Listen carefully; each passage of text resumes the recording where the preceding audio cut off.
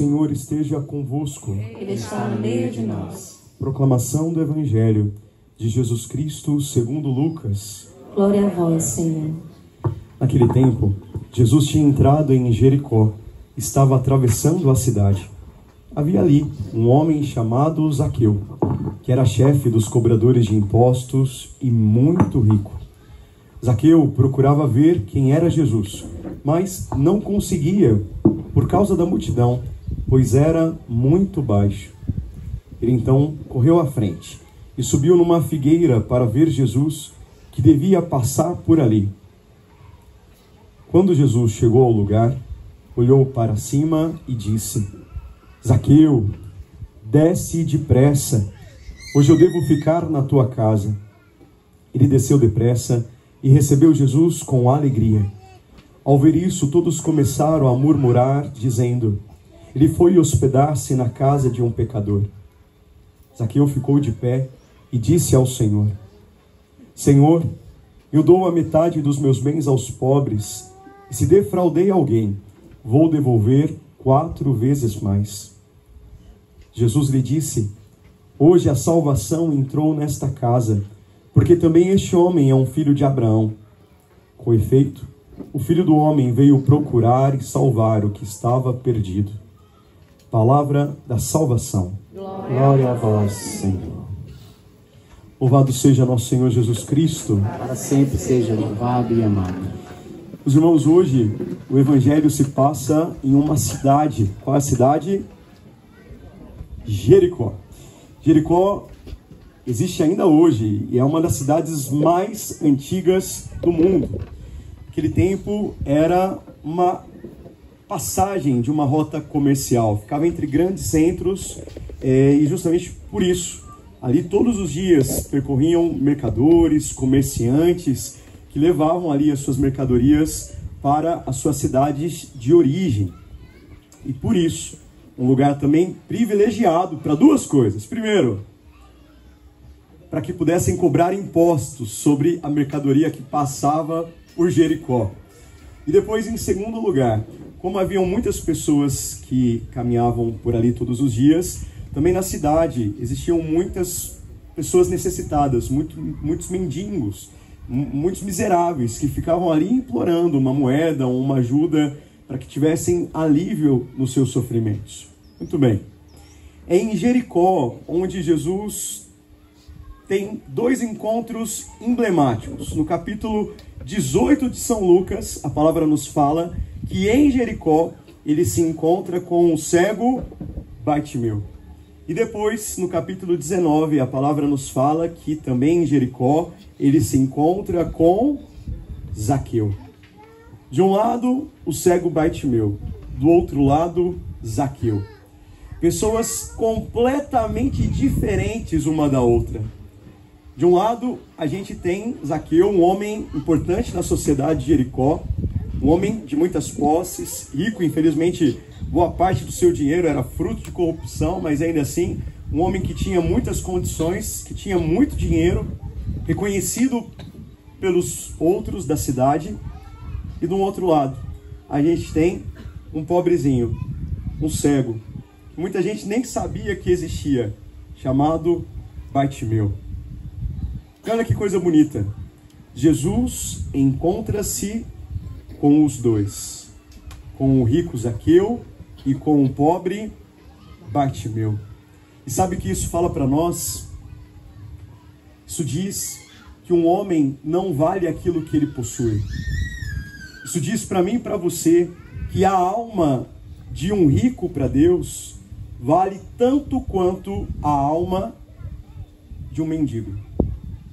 Isso diz para nós que Jesus veio para todos, para os pobres e para os ricos.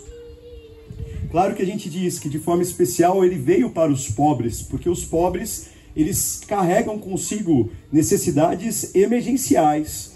Tem fome, tem frio, estão nus, estão doentes, precisam de um cuidado que a gente não pode esperar. É um cuidado para ontem.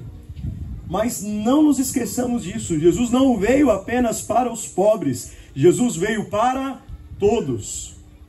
Pobres e ricos, homens e mulheres, brancos e negros, não importa a sua condição, não importa quem você é, Jesus veio para salvar a humanidade inteira. Ele é a ponte de misericórdia que une o céu e a terra, que une os extremos, os opostos. Jesus veio para trazer unidade e comunhão e não a divisão. E como isso é importante para que a gente possa se recordar de qual é a pedagogia de Jesus, porque infelizmente nós sabemos que existem ideologias que procuram nos dividir. Não é assim? Uns contra os outros, pobres contra os ricos, operários contra os seus patrões, mulheres contra os homens, América Latina contra a Europa, católicos contra os protestantes, e assim, quanto mais divididos, mais fracos nos tornamos e mais manipuláveis nós somos. Por isso, meus irmãos, nós devemos lutar para poder superar todo esse tipo de pensamento, de mentalidade, porque Jesus veio para que todos sejam um, e aí então o mundo irá crer. Esse é o carisma da comunidade Aliança de Misericórdia. A aliança nasceu para levar a misericórdia para todos, para os pobres materiais, mas também para os pobres espirituais, que às vezes têm alguma coisa, mas são mais pobres do que os pobres materiais, porque se iludem, porque acham que aquilo que têm é suficiente para que possam bem viver, mas não têm a presença de Deus. Por isso são os mais miseráveis de todos os homens. E assim como Jesus se preocupou com todos, e também com os ricos, porque ele disse que era mais fácil um camelo passar pelo buraco de uma agulha do que um rico entrar no reino. Jesus não fala isso desprezando-os, mas preocupando-se também com a salvação desses. E à luz desse ministério, à luz desse caminho, justamente o nosso desejo é de levar a todos, porque todos carecem da misericórdia, todos carecem de salvação. E como é forte essa experiência, quando a gente começa a se entender assim, sem diferenças, como povo de Deus. Lembro uma vez, anos atrás, que num dia à noite eu estava no lançamento de um filme, fizeram uma premiere daquele filme, uma noite beneficente para a Aliança, e ali só tinha rede de televisão, grandes CEOs de empresas de São Paulo, pessoal da alta society paulista. E aí no outro dia, estava fazendo evangelização na favela do Moinho, junto com aqueles irmãos que careciam de tudo, pobres de forma material e também ali tantos outros pobres de forma espiritual. Para vocês terem ideia, a favela do Moinho fica entre duas linhas de trem no centro de São Paulo, do lado da Cracolândia. E logo no começo, quando eu cheguei na comunidade, não existia nem água dentro das casas. A gente pegava aquelas latas de tinta, né, enchia no meio da favela de água e levava para o barraco.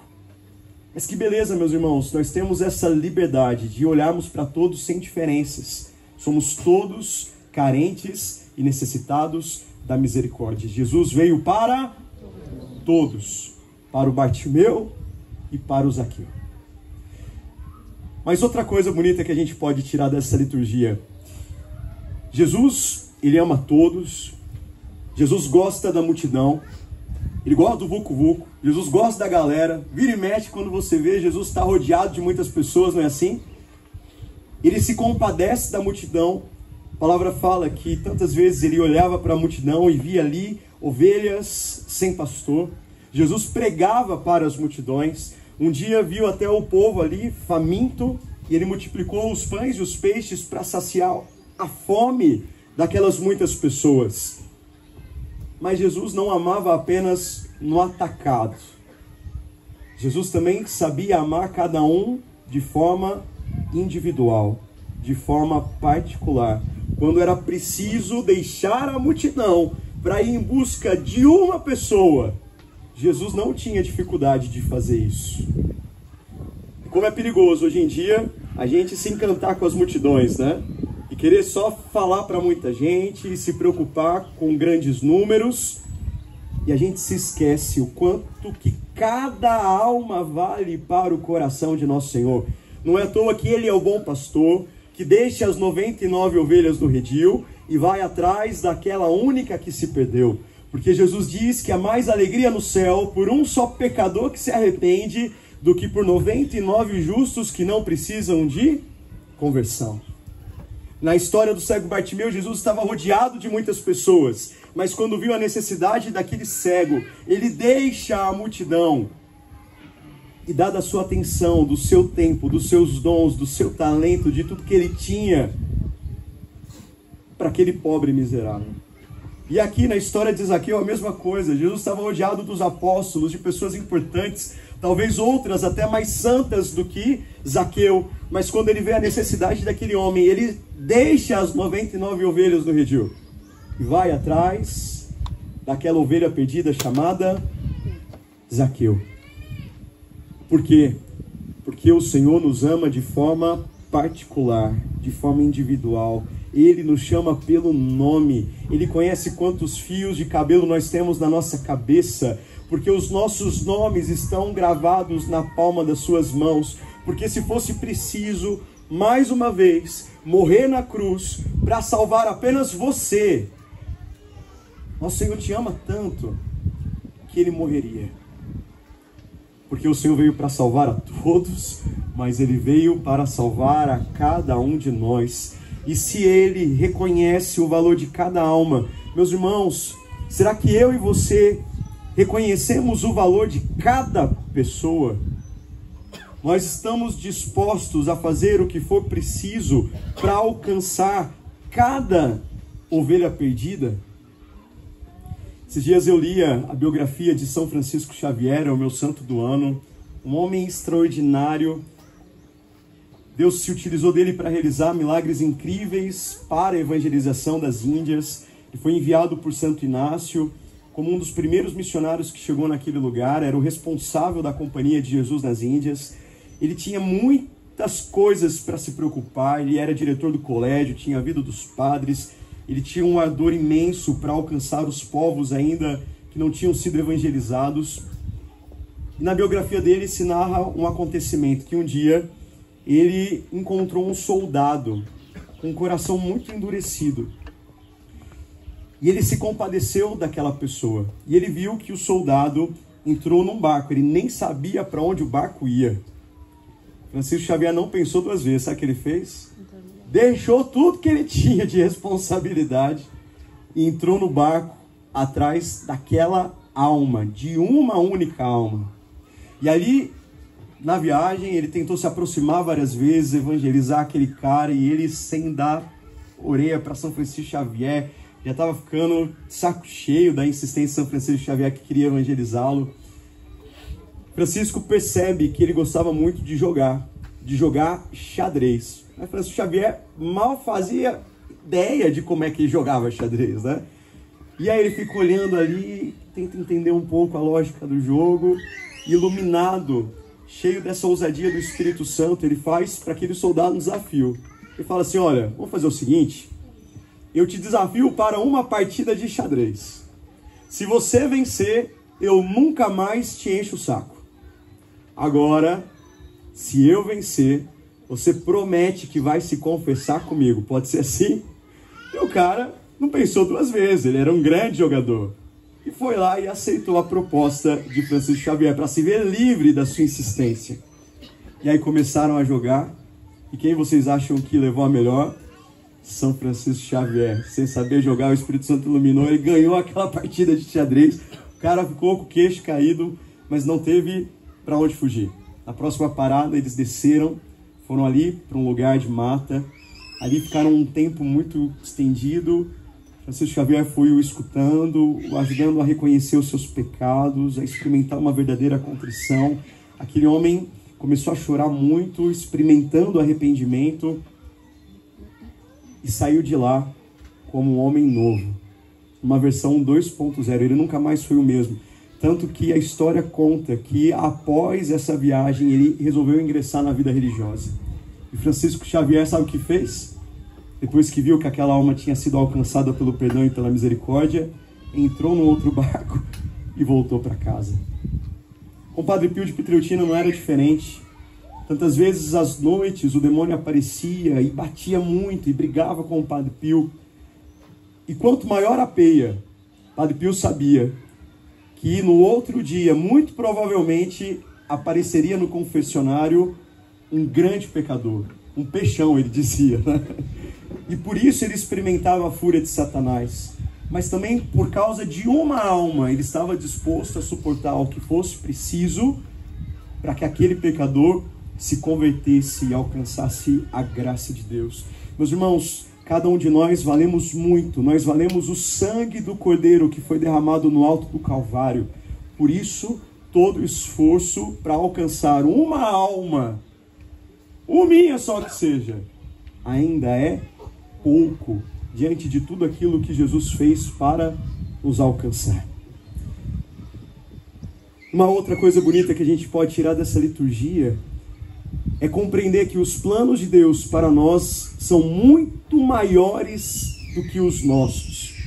Porque Zaqueu, ele ouviu falar de Jesus, ficou curioso, queria saber quem era esse tal de Jesus de Nazaré. E por isso a palavra diz que ele corre, tenta ver, ele era baixinho, não consegue, e sobe na árvore, para que ali de longe ele simplesmente visse Jesus passar. Qual era o desejo do coração de Zaqueu? Ele se contentaria em ver Jesus de longe. Mas qual era o desejo do coração de Jesus em relação a Zaqueu? Jesus não queria apenas vê-lo de longe, Jesus queria vê-lo de perto. Jesus queria entrar na sua casa, Jesus queria entrar no seu coração, Jesus queria mudar a sua história, Jesus queria salvá-lo. Vejam que coisa desproporcional as expectativas de um e de outro. Zaqueu se contentaria com muito pouco. Ele mal fazia ideia de que os planos de Deus para ele eram muito maiores e melhores do que aquilo que ele já tinha visto, ouvido ou imaginado. Isso também vale para nós. Qual a sua intenção para com Jesus hoje? Não tem? Antigamente, né, quando o menino ia lá pedir a mão da menina em namoro, o pai perguntava para ele: e me fala uma coisa, qual é a sua intenção com a minha filha? Não é assim? Pois é, hoje aqui como pai estou te perguntando, qual a sua intenção para com Jesus? Você veio em busca do quê? Você veio lá dos Cafundó do Judas, subiu aqui no meio do nada, no meio do mato, na Serra do Cariri, do Arari. Para quê? Você veio só para cumprir um preceito dominical? Você hoje se contenta em ver Jesus de longe, você está aí no fundo, e aí Jesus está aqui, pronto, vi Jesus, vou voltar para minha casa. Você veio atrás só de uma graça, só de uma bênção? Meu irmão, aumenta a sua expectativa, abre o seu coração, aumente o seu desejo, porque os anseios do coração de Deus a seu respeito são muito maiores do que aquilo que você imagina. Jesus não quer te ver só de longe, Ele não quer só te dar uma bênção, Ele não quer só te dar uma semana tranquila, Ele quer entrar no seu coração, Ele quer entrar na sua casa, Ele quer entrar na sua história, Ele quer mudar as coisas de lugar, Ele quer colocar a bagunça para fora. O Senhor deseja manifestar na sua vida hoje a sua salvação e a sua misericórdia. Mas para isso você precisa querer, você precisa abrir o coração, você precisa desejar. Você precisa, como Zaqueu, descer do alto da árvore para poder encontrar-se com Jesus. Mas entendemos que o desejo do coração dele é encontrar-se conosco para nos salvar. E como resposta, como é que nós podemos caminhar ao seu encontro? É preciso que ouçamos aquilo que Jesus disse para Zaqueu: Zaqueu, desce depressa, porque hoje eu devo entrar na sua casa. Se nós queremos encontrar-nos com Jesus, é preciso que desçamos. Esse movimento de descida, ele tem nos acompanhado desde a semana passada. Quem é que... Não vou perguntar, vai que tem alguém aí que não foi na missa semana passada, né? Vamos expor o pessoal. Mas se você foi na missa semana passada, você vai se lembrar disso. Que o Evangelho contava a história também de duas pessoas. Um fariseu e um publicano, um cobrador de impostos. E a palavra diz que os dois subiram para o templo, para que eles pudessem orar, para que eles pudessem encontrar-se com Deus, certo? E chegando no templo, infelizmente o fariseu, ao invés de descer para encontrar-se com Deus, ele quis subir ainda mais. subir nos seus méritos, na sua perfeição, nas suas boas obras, na comparação para com os outros, na sua arrogância, na sua soberba. O fariseu subiu ao templo e continuou depois subindo. Mas do outro lado a palavra diz que aquele publicano, aquele pecador público, subiu ao templo e chegando lá na presença de Deus, ele desceu. Ele desceu reconhecendo as suas misérias, o seu nada, a sua insignificância, a sua dependência da graça e da salvação de Deus. E por isso a palavra diz que o fariseu voltou para casa sem estar justificado, enquanto o publicano saiu encontrado por Deus, perdoado por Ele. E Jesus termina o evangelho da semana passada dizendo que todo aquele que se humilha será exaltado, mas aquele que se exalta será humilhado. Meus irmãos, todos nós hoje aqui também subimos para nos encontrar com Deus, é ou não é? Subimos aqui a serra, viemos aqui para a Aliança de Misericórdia, ótimo, é o primeiro passo, mas não é suficiente. Ao chegar aqui na presença de Deus, precisamos descer. Não sei quem você é, de onde você veio, mas os nossos títulos precisam ficar do lado de fora. Porque às vezes a gente vai se achando mais do que os outros, né? Porque tem um doutor na frente, ou porque é um empresário de sucesso, ou porque já tem muito tempo de caminhada, ou porque tem um PE na frente também, pode acontecer, né? Ou talvez porque você tem muitos seguidores nas redes sociais, porque você tem muito dinheiro, porque você é uma pessoa influente na sociedade. Eu preciso te dizer uma coisa. Para Deus isso não importa nada. E que triste se você fica aqui dentro ainda se avorando, se achando por causa dessas coisas. Você corre o risco de voltar para sua casa sem encontrar-se com Deus. Aqui é o lugar, meus irmãos, que a gente precisa deixar todas essas máscaras, esses títulos do lado de fora e reconhecer que todos somos farinha do mesmo saco. É tudo miserável. Somos todos pecadores que carecemos da graça e da misericórdia de Deus. Na medida em que descemos, nos encontramos com Jesus. Sabe por quê? Porque antes de nós, foi Ele quem desceu. A palavra diz que o verbo se fez carne e habitou entre nós. Em Filipenses, São Paulo diz que ele mesmo sendo Deus, se humilhou, assumiu a nossa humanidade, a forma de escravo. Ele se rebaixou. O Senhor, quando nasce, ele desce para aquela gruta em Belém, para a manjedoura, o lugar onde os animais se alimentavam. E depois a vida toda de Jesus é um caminho de descida. Ele desce depois com seus pais para Nazaré, e ali ele lhes é submisso e cresce em sabedoria, estatura e graça. Depois nosso Senhor desce às águas do Jordão para ser batizado por João Batista, ele que não tinha pecado, mas que se submete àquilo, porque assim era devido. E depois o que nós vemos ao longo dos evangelhos é Jesus todo o tempo descendo à miséria humana, daqueles que eram pobres espirituais e materiais. E o único momento em que Jesus sobe no evangelho é quando ele sobe para Jerusalém para ser crucificado. Porque quando ele fosse levantado no alto do Calvário, a palavra diz que então ele atrairia todos a ele. Mas depois que então Jesus é glorificado na cruz, ele continua descendo, desce para os braços de Maria, desce para o sepulcro, e do sepulcro desce à mansão dos mortos. E aí, quando já não tinha mais para onde descer, a palavra nos fala que o Pai o exaltou. E hoje ele está sentado à direita do trono do Pai, de onde há de vir a julgar os vivos e os mortos. E a sua glória não terá fim. Por que é que nós temos que descer? Porque enquanto ficamos ali na nossa soberba, na nossa arrogância, não encontramos com Deus. Porque Ele mesmo nos mostrou o caminho. E esse caminho é o caminho da humildade. É um caminho de descida, de rebaixamento, de esvaziamento, de reconhecimento de quem nós somos. Coloca a mão no seu coração, diga o seu nome. Padre João, desce depressa, porque hoje Jesus precisa entrar na sua casa. Olha para quem está do seu lado, diz assim: meu irmão, baixa a sua bola. Assim para ele, desce.